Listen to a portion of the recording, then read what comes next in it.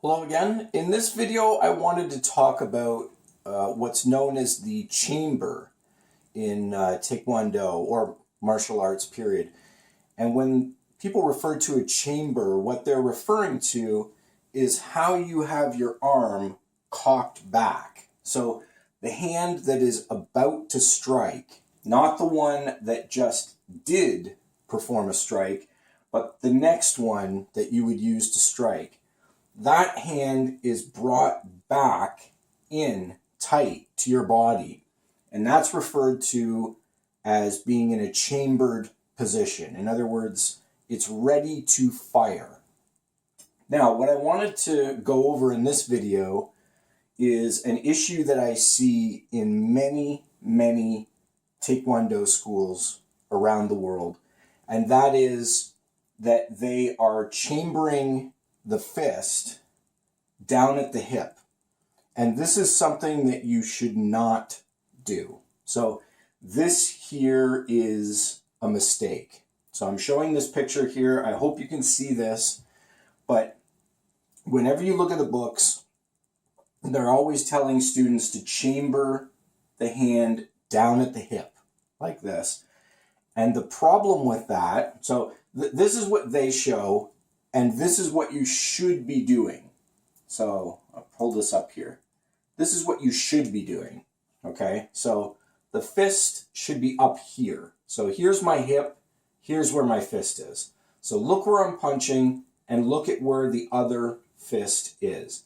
This is chambered correctly, okay? So you notice how it's high and tight. So it's up as high as I can get it, and it's back tight. So everything here is under tension. So the analogy that I would use is like, you could think of a bow and arrow. So imagine that you have a bow and you draw it back like this. As soon as you release, you're going to fire that arrow. So you can think of this as being drawn back tight like a bow that is ready to fire. So this is under tension here. It's under pressure. It wants to come forward at this point. So when you have it high and tight like this, it's ready to fire, right? It wants to fire. When you hold your hand like this, down at your hip, everything here is lazy and loose. So you can feel it yourself. Again, try this at home, but hold your hand down at your hip and you can feel that your arm just feels loose, it feels casual, but it's not ready to punch. That's the problem. It's not in a position where it's ready to punch. So what ends up happening, one of two things happen when students use this incorrect chambering position. One of two things happens. Either number one, they have to punch up to get to their target, and that's not a good thing because now you're going against gravity. Anytime you have to punch upward, it takes a lot more energy to try and deliver the same amount of damage or force to your target than if you were to punch in a straight line. And of course, what's easiest would be to punch downward at your target. So if you could do it, punching downward would give you the greatest amount of power or force. Next best would be punching straight in. And then the worst is to have to punch upward to get to your target. And when you do this, on a high punch, you always have to punch upward no matter what. But when you do something like this and have your hand down at your hip, now you have to punch upward to get a middle punch in. So now you've greatly compromised your high punch to start it from your hip and go up. But now you've also compromised your middle punch. So you've made your two most important punches in Taekwondo less effective and less powerful than they otherwise could be. And your punch has to travel a greater distance to get to the target. Because if you look at where your opponent is, I've got, excuse the crudity of my stick figures here. The green position here shows the correctly chambered position. So high and tight and under tension. The red line shows the incorrect chambering position where the hand is down at the hip. So if you look at this from here, if I draw a line, try to make this as clear as I can. I'll use blue here. For me to get to my target from here, you can see that I only have to do a straight line to get to the target. From here to here, that's straight line and it's a short distance. For somebody to have to go from here, so let me just undo that, to go from here and go up to the target here, can you see how they have to travel a much greater distance to get to the target? And you notice how they're going uphill the whole way. So they're climbing the whole way up to the target. That's a poor technique. And what's even worse is you may get a glancing blow out of that because of the fact that you're rising to hit the target, to hit a target that is otherwise vertical. You may even get a glancing blow because your fist is climbing to the target. So that's very, very bad. And that's the technique that a lot of the books teach. And you should never do it that way. Now, the other thing that they'll do is, since they acknowledge the fact that that's a bad place to throw a punch from, then what they do to try and compensate for that, so to try and compensate for broken technique, what they do is they continue to take the broken technique forward and keep making it worse. So the second thing that you'll see is they'll start with this low chambered position, and then they'll circle the hand around like this and come out and punch. So almost like they're rowing a boat. So they start with the hand down low, too low, and then they'll circle it around like this. They'll make a backwards motion, come up, around, and then they'll punch. So in other words, what they're doing is they're getting the hand up into the position that it should have been in the first place. They're circling the arm around, getting it up into the position where you see the green line, and then they're firing the punch from there. So in other words, they have to create this long, unnecessary movement.